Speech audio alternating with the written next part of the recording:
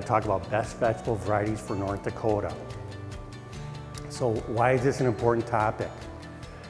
It's because the first step to having a great garden this year is you got to start with a great variety. We got to have great seeds. That's the first step. Because if you have a great variety, it can mature early. And I think in North Dakota, 100 days, anything more than 100 days, you're really pushing it. We can pick varieties that taste delicious. We can have varieties that naturally resist diseases, so we don't have to be spraying fungicides and toxins in our garden. We can find varieties that are productive. Like I do variety trials across our state. I can find a variety sometimes that's 2 times more productive than the other variety. So why not grow the productive one? And also, we can find a variety that's locally adapted, that's adapted to North Dakota. And you know what, when you look in a seed catalog, how can you know if those varieties are good for North Dakota? Because, you know, I don't know how you feel about your North Dakotans. You guys, I'm a Minnesotan. I was one of those soft Minnesotans. I'm not like for rugged North Dakotan like you got up here. But you know, there's a reason why not many people live here, right? I mean, it is rough out there, right? It's hot and dry the last 2 years, okay? And so how do we find the best varieties for us in North Dakota? And that's why I started the North Dakota Home Garden Variety Trials. And in your handout here, I'm going to be showing mostly photos, but I do have a few text slides, and just so you don't have to worry about, you know, scrambling, getting all the words on. The text slides are up here in the front, and then I'm going to feature a bunch of varieties on the back side there. Okay, so when I came here like in 2008, I started the North Dakota Home Garden Variety Trials. Every year, I work with over 200 families to test promising vegetable varieties for North Dakota. And why do we do that? Because how do you know if a variety is good for North Dakota? You test it in a garden of North Dakota under the management of a North Dakota gardener. And if they can say, wow, this thing's really good, well, now we can recommend it. I'll give you an example. Our trials are very simple. And you know what? We even allow Gardening 101 level participants to participate in our trials. So you can join our trials this year if you want. And that's our website. It's right there. You can see it at Home Garden Variety Trials. Let's say here's an actual trial we did last fall. Spinach. What's a good spinach? So we take a variety that we know is pretty good, and there's a space, and we take it from a relatively new variety like Lakeside. And if you want to join this trial, I'll give you these 2 packets to plant side by side. You can plant about 10-foot row of each, and I'll give you a marker so you remember which one each is what. And then I'll give you a sheet of paper, and I just want you to tell me which one germinated better, which one was healthier, which one produced first, which one was more productive, and which one tasted better. Just check them off. And then you tell me which one do you recommend for North Dakota. And then, you know, just your trial, that's helpful. But what if I had about 50 people do this trial last fall. So I can get, if I get 50 people submit results, and let's say 40 of them say, man, this space is out of this world, no pun intended, that we should recommend space. And so that's how our trials work. Again, we'll be doing about 60 to 70 different types of vegetables this year, and you're welcome to join our team. The winners get on our list of recommended vegetable cultivars from North Dakota, okay? So the results I'm going to talk to you tonight, those aren't my personal feelings. I've worked with over 1,000 families in the Midwest testing varieties, okay? And these are the varieties that they say perform well for them in their gardens. You can see this is from last year. We had 34 families in Burley County and 11 here in Morton County participate in our trials, like 42 families in Fargo. We had over 300 families participate, and that's the second straight year we've had over 300 families successfully participate. And if you're from Minnesota, nice, we'll let you participate. A few South Dakotans too, you know, so. But everything that's in color here, we have at least one family. So that means we have results from 46 out of the 53 counties of North Dakota, okay? So I'm gonna start talking about these are the best varieties for North Dakota, and since I'm limited in time, why don't I start with the most popular vegetable so we can cover that for sure, and that's tomatoes. All kinds of tomatoes out there. There's green ones, red ones, yellow ones, orange ones, purple ones, chocolate ones, all different colors, all different flavors, all different shapes, pears, plums, circles, everything. But I want to impress upon you the importance of pick the best vine, because that once you know what kind of tomato you want, pick the right vine. There's two kinds, a determinate and an indeterminate. Determinate have a compact vine. You don't prune them, you don't even have to trellis them if you don't want to. And generally they ripen early, so they're good for North Dakota. Indeterminate types, they grow forever. They can be over 6 feet tall. They can be taller than you. And they have to be pruned, they have to be trellised. Now the benefit is that they always have fresh, healthy foliage, so they produce a lot of sugars, and so they usually have more flavorful fruit. And both types work in North Dakota, but if you want an indeterminate variety, that's going to be more work for you. Here's some of the most popular varieties in North Dakota. Early Girl is an indeterminate, but it's not aggressive. We like it because it's early. I think Celebrity is probably the most popular one for home gardeners for its taste and reliability. Big Beef is a beefsteak type that has great quality. The most popular fresh market tomato in the Midwest is Mountain Fresh Plus. The most popular cherry is Super Sweet 100, and the most popular canning is Roma. And I think a trend now that's happening now is there's always improvements being made. Here's a new one out this year called Big Beef Plus. So what they've done is they've given it more disease resistance, sweeter taste, and they put a gene in, a natural gene that gives it a redder inside, a redder pulp. So this is a variety we're excited to test in our trials this year, and you're all welcome to do it if you want to join us. My favorite variety are orange cherry tomatoes. I love Sun Sugar and Sun Gold. And I'm kind of a conservative guy. I don't change, it doesn't come easily to me. So I like a red tomato myself. But other gardeners says, God, Tom, you gotta have this orange tomato. It's the best tomato I've ever eaten. So finally, after a few gardeners tell me, I said, okay, I'll try it. Man, were they so right. These orange cherry tomatoes are amazing. They're so fruity and sweet. I grow them every year now without fail. So that's my favorite.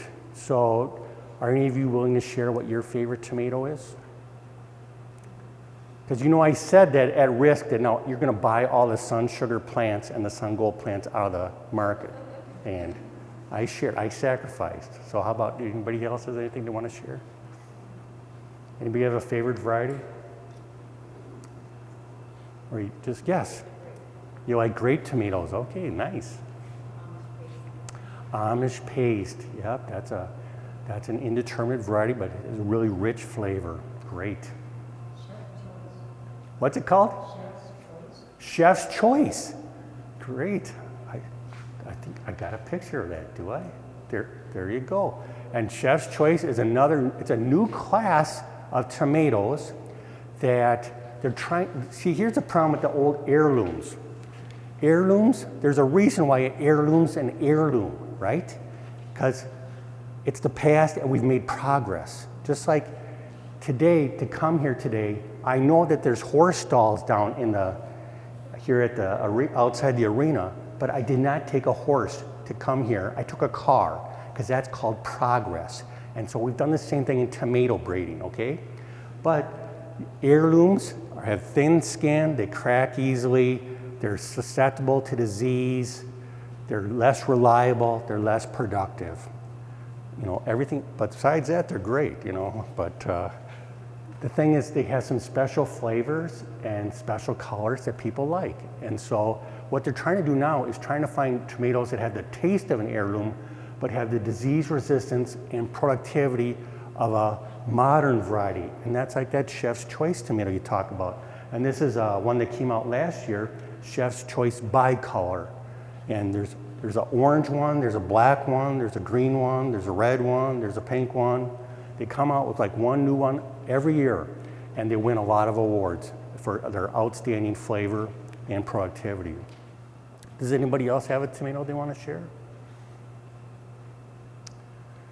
Okay, we'll keep moving. Here's another one, just kind of like Chef's Choice, Buffalo Sun, a brand new hybrid, and it has that look of an heirloom. And look at that marbled skin, really special. Okay, I know this is beginning gardeners, but does anybody know what this is that I'm showing? To test, first test. This is an asparagus berry, you know, asparagus. Did you know that? Yeah, see? Do you know that there's male asparagus and female asparagus plants? There's male and females.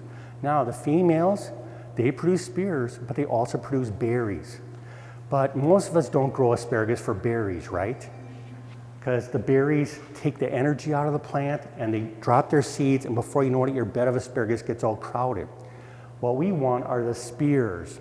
And so this is the one time I can think of when men are finally superior to women, that we want the male asparagus, because they are like twice as productive, and that's where to go. So in the recent past, it came out with a group of lines from New Jersey. I call them like the Jersey Boys, Jersey Supreme and Jersey Knight, Jersey Giant. But they're getting harder to find. So now there's a new variety that's really taken the world by storm called Millennium. This is the asparagus variety to buy in North Dakota now, because it's almost all male, it's cold hardy, very vigorous, very productive, more productive than the Jersey Boys, and it comes out of the ground a little bit later, so it doesn't get frosted as much. So look for Millennium.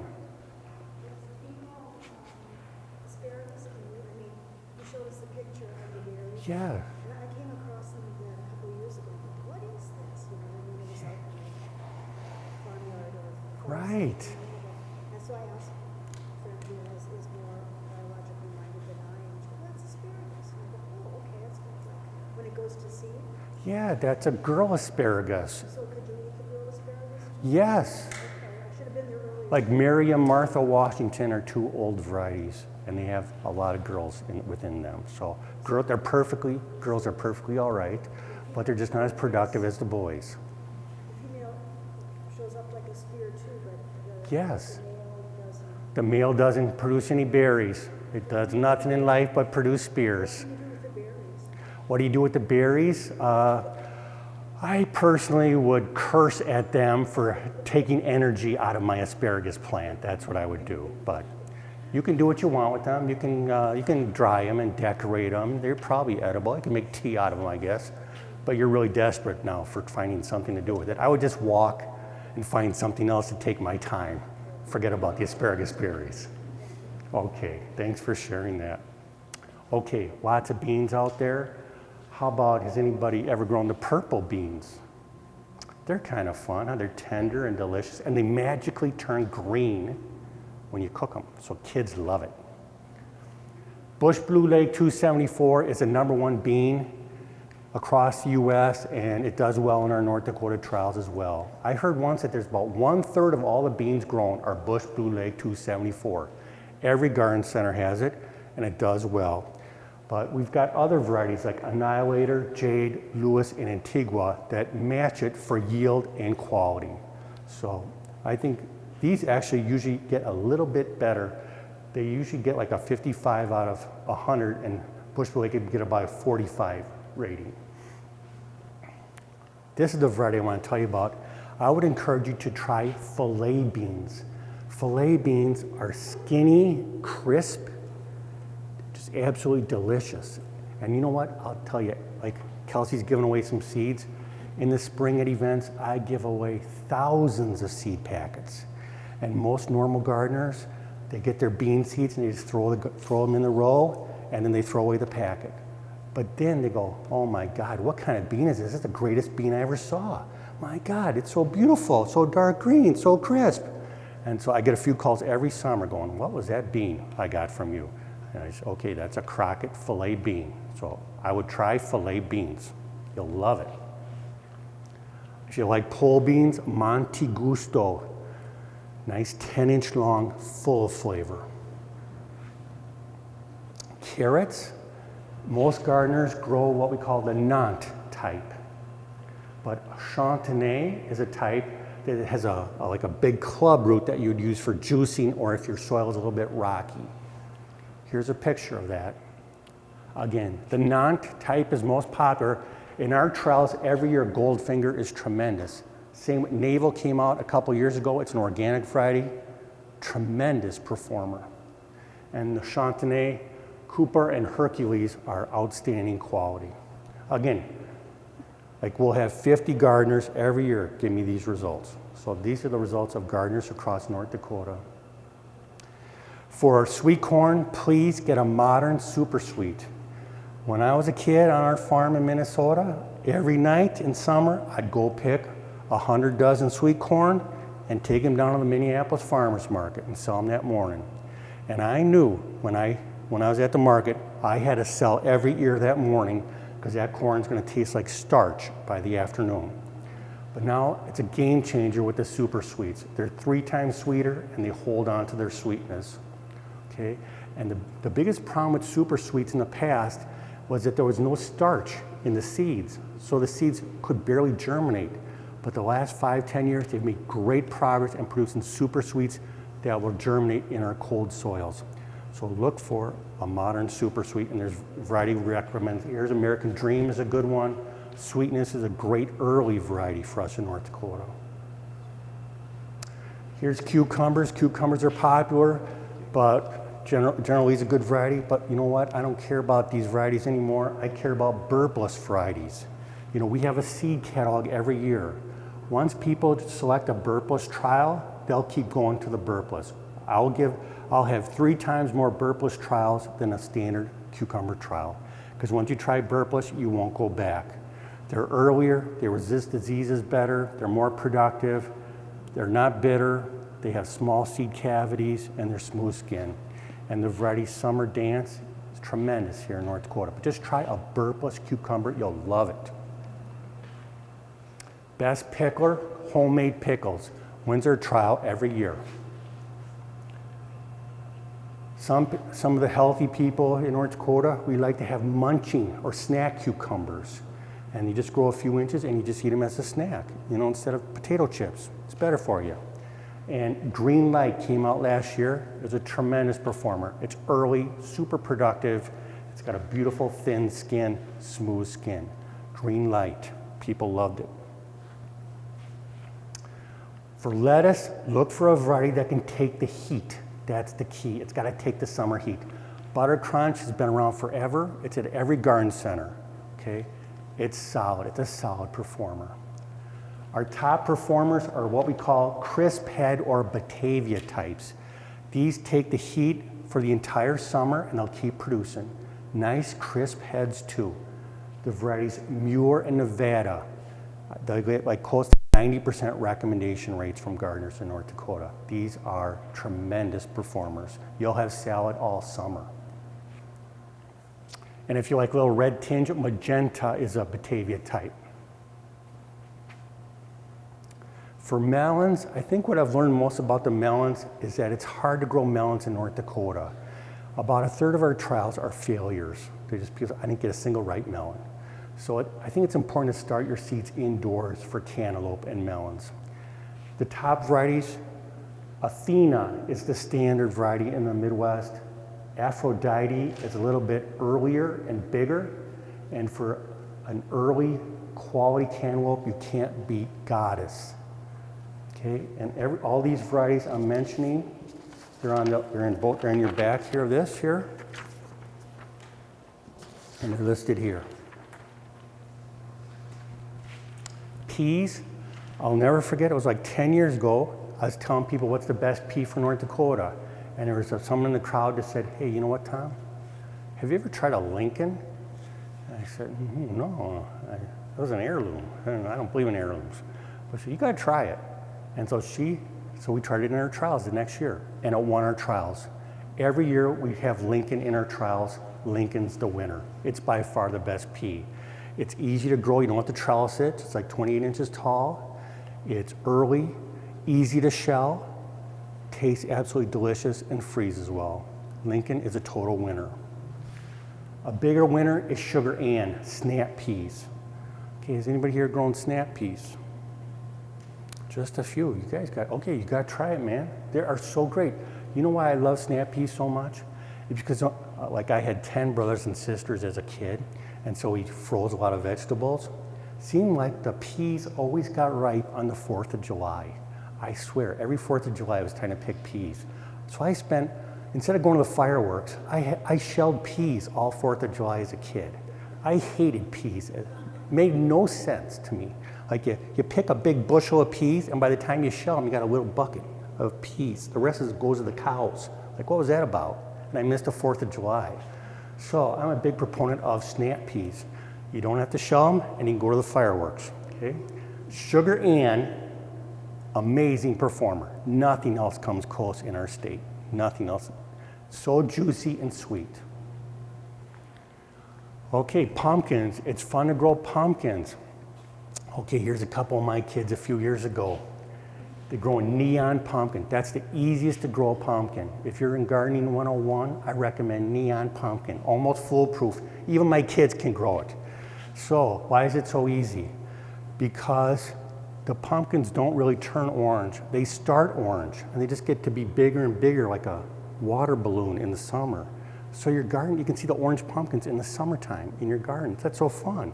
And also that means you can pick them whenever you want to. So they're ripe like weeks before anything else, and the vines don't go that far. And it's super early. This is it. This is the easiest to grow pumpkin. It's great. But if you want a big pumpkin, I know kids like big pumpkins too. You can grow those monster ones that are 300 pounds, but they're so ugly. They're like tan, they're all lopsided. And what do you do with a 300-pound pumpkin?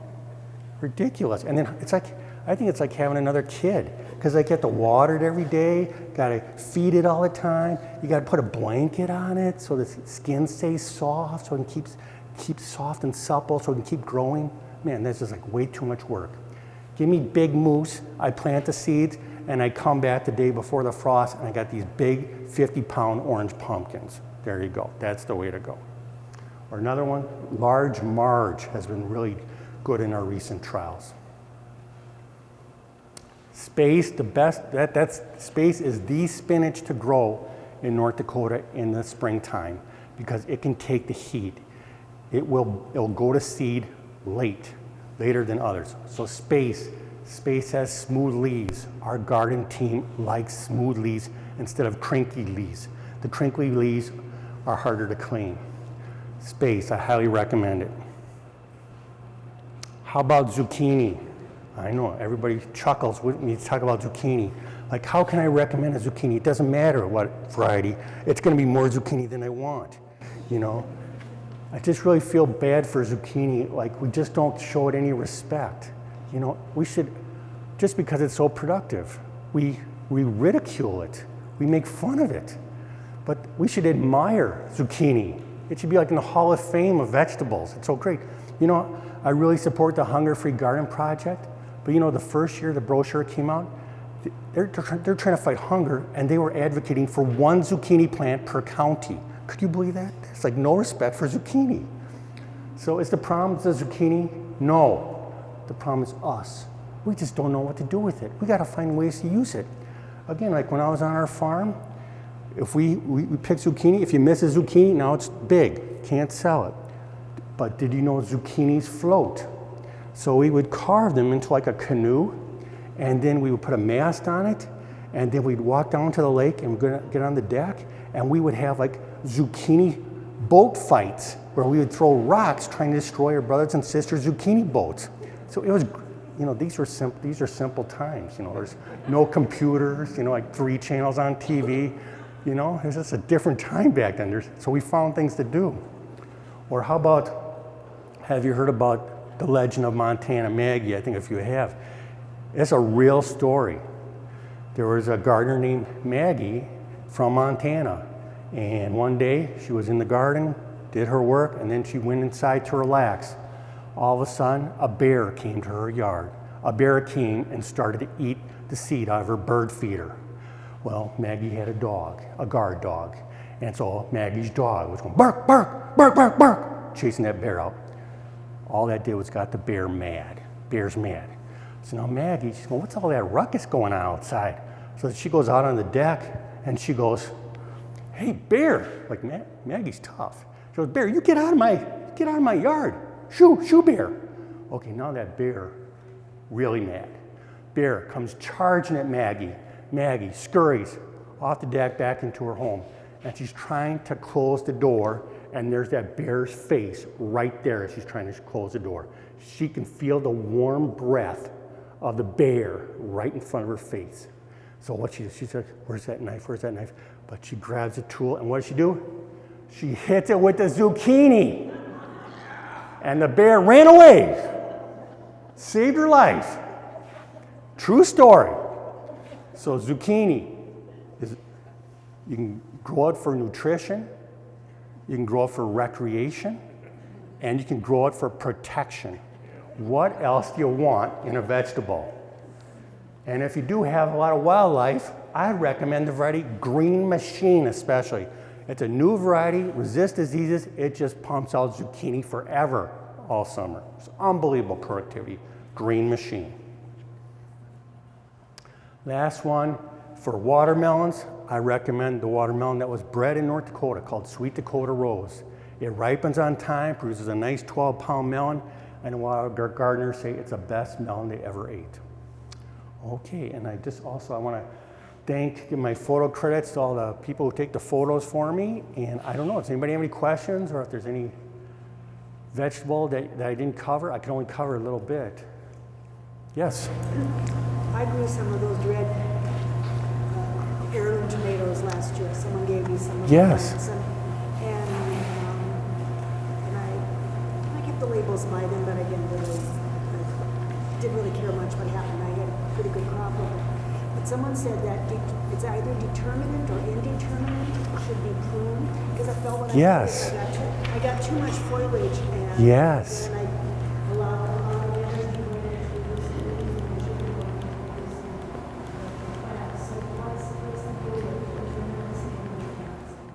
Okay, we covered that right at the very beginning. A lot of heirlooms are indeterminate.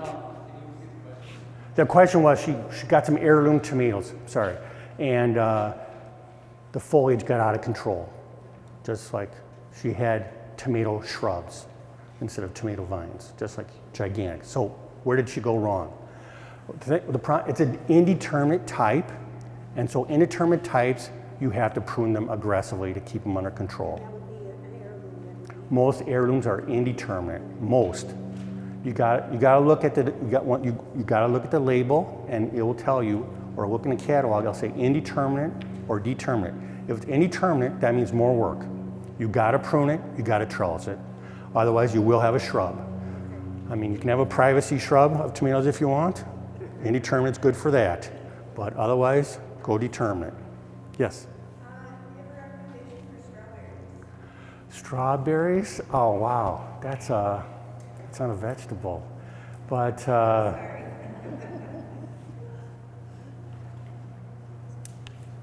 okay. You know what? I can't. A recommendation of a strawberry. If I had I'm just guessing here. I wish I had a catalog. Honey Oi.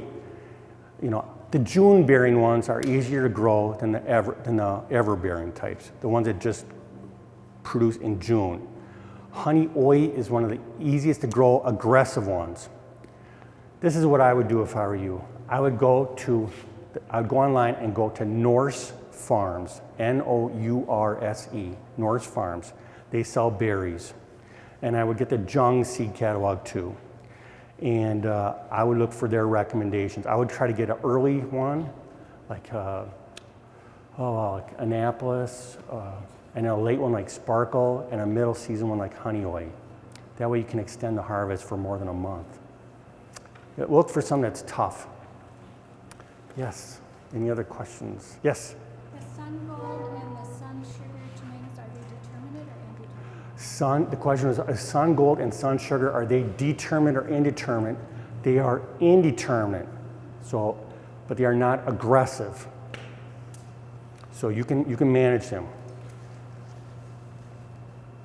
Those cucumber varieties that you have here, are any of those prone to that fungus that you get? I mean, I've got a lot of trouble with fungus on mine. Question is, what cucumbers with fungus on the leaves? Yeah, well, I think that's what it is anyway. Right. It's Crinkle up. yeah, Yep. I get that. They turn white. They turn white. That's a disease. It's called powdery mildew. And the old-fashioned varieties are very susceptible to that. So I would look for a modern hybrid, and you'll have better protection against these diseases. Also, foliar diseases, they like wetness. So when you water your cucumbers, you'll water the soil, you don't water the leaves. Also, when you'll water in the morning, because any water that gets on the leaves can dry before the nighttime. So get a modern variety. Yep. Excuse me. What else? Any other? Yes? How do you know when to pick the cantaloupe and the watermelon when it's going to be ripe? Okay, how do you know when to pick a cantaloupe or a watermelon?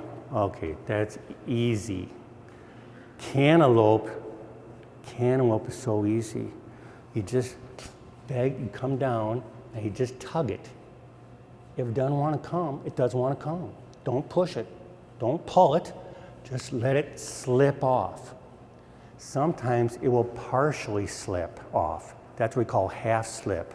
And that's what a lot of growers pick it at, a half slip, and then it's okay. You can maybe sit on the counter for a day or so, but the full slip, when you just pull it, it comes right off.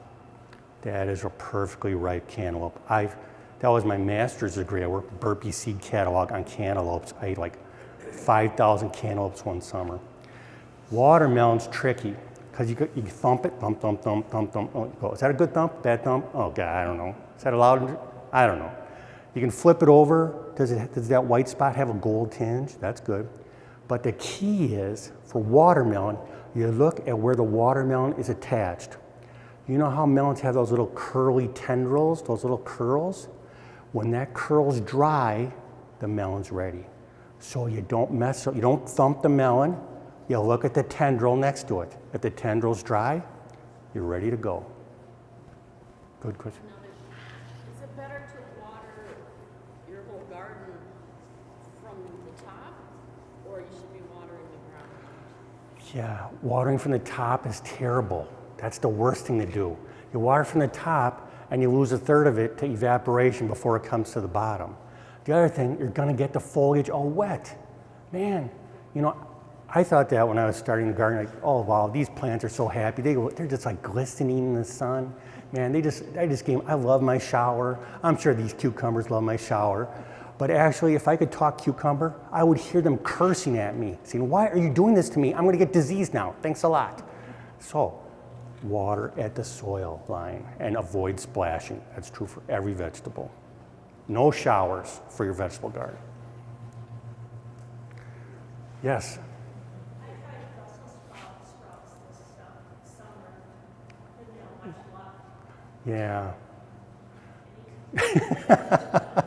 You tried Brussels sprouts, it didn't work. Well, most people don't like them, so you didn't miss out on too much probably. So, okay, the key with Brussels sprouts, okay, you got to get the earliest variety you can. That's the first thing, like something in 90 days from transplant. Then when you got to start it by transplant, you can't use seeds. Seeds will never make it. So you go to the garden center and you get the youngest transplants you can, because they're broccoli and Brussels sprouts. If they sit at that garden center for too long, for like a couple weeks, that's it. They just kind of harden off and they're not happy anymore. So I always get young looking Brussels sprouts, or I never plant Brussels sprouts, or cauliflower, too hard to grow cauliflower. I tried broccoli though, broccoli's easy to grow. Always look for young plants that appear fresh. That's the key. And plant early, Don't wait till Memorial Day to plant your Brussels sprouts. You gotta come, it's gonna take about 90 days to make it. Anything else? You guys, you got to kick me off. I mean, you got to tell me. Okay. What about parsnips? Do you have, I have no idea. I never grew parsnips.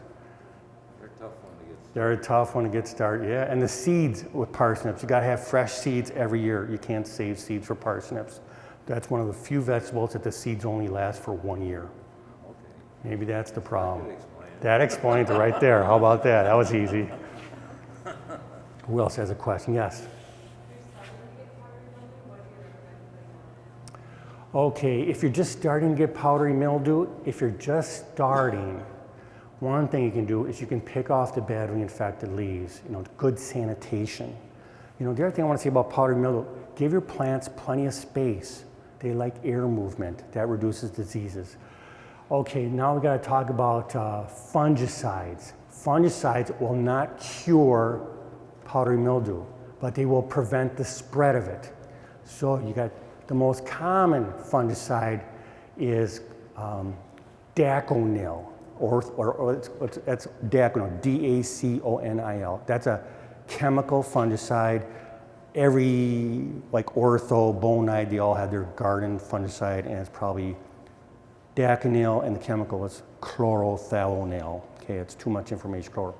If you want to go organic, copper or sulfur are the way to go. Or if you live on a dairy farm, there's studies that show spraying milk on the leaves can help. But most people don't have milk to waste like that. Yes? Are there any of the burpless cucumbers that don't necessarily need to be trellised, that don't get crooked? Are there any burpless cucumbers that don't get crooked?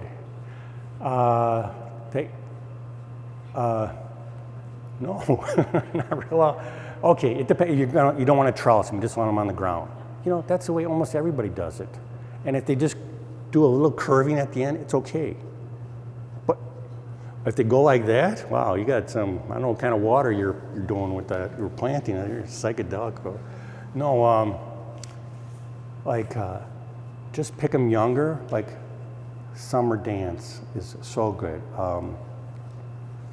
Tasty Green is another good one that's easy to grow, and these are all fairly straight. But I can't say they won't be perfectly straight unless you trellis them. That's just the way they grow. But I think it's okay. Because just who cares if they're a little crooked? It still tastes good, right? Okay, any other questions for tonight? Okay, I wish you good success in your Garden 101 adventures here. And if there's also, you can always contact Kelsey if you have any questions, and here's my information on the bottom there. You can always give me an email. I'm happy to help you. We're here all summer to support you. So whenever you got a problem, whenever you got your powdery mildew starting, just give us a call. We'll tell you how to deal with it. We're the plant doctors. Okay? Okay, thank you guys.